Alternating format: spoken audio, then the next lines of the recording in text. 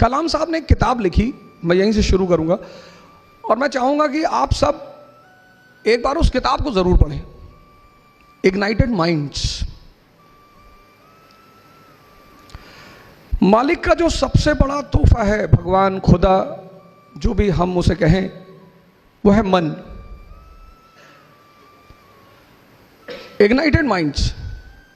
कलाम साहब किसी जमाने में एक पेपर वेंडर हुआ करते थे, अखबार बेचते थे और अखबार बेचते बेचते प्रेसिडेंट ऑफ इंडिया हो गए।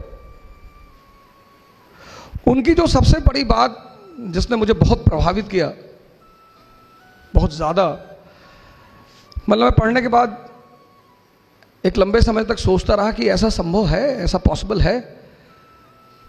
हो सकता है आपको पता हो, कलाम साहब अपनी शादी की डेट भूल गए। मैं तो 1 महीने से हर डेट काट रहा था कि अब मेरी शादी 15 दिन बाद, अब मेरी शादी 14 दिन बाद, 13 दिन बाद। तो जब मैंने ये लाइन पढ़ी कि कलाम साहब अपनी शादी की डेट भूल गए, तो एक पल को मुझे लगा कि नहीं नहीं, ये नहीं हो सकता। मैं जिंदगी में मालिक ने कई सारी खुशियां दी, उसमें से शादी भी एक खुशी है। अब कल आप शादी के बाद डिसाइड करोगे है या नहीं, लेकिन मैं तो यही कहूंगा कि बिल्कुल शादी एक खुशी है।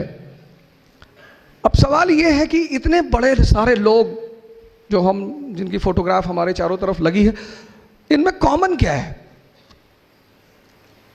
तो मैं आपको एक कहानी सुनाता हूं मुगल पीरियड की। अकबर के दरबार में पंडित महेश दास, जो बाद में बीरबल के नाम से बड़े फेमस हुए। अब इस कहानी में, ये कहानी जो मैं आपसे कहने जा रहा हूं, ये भारत की एक संस्कृति है। हमने फिलॉसफी को कभी फिलॉसफी की तरह नहीं लिखा, ये हमारी बहुत बड़ी खासियत है भारत की। हमने फिलॉसफी को, जिसको आप दर्शन कहते हो, हमने उसे कहानी के रूप में लिखा। क्यों? क्योंकि कहानी सबसे सरल माध्यम है किसी भी मैसेज को समझने का। हर कहानी में एक मैसेज है। आप मूवी देखते हो मुन्ना भाई MBBS, supreme court of India ने उस मूवी से इतने सारे मैसेज लिए।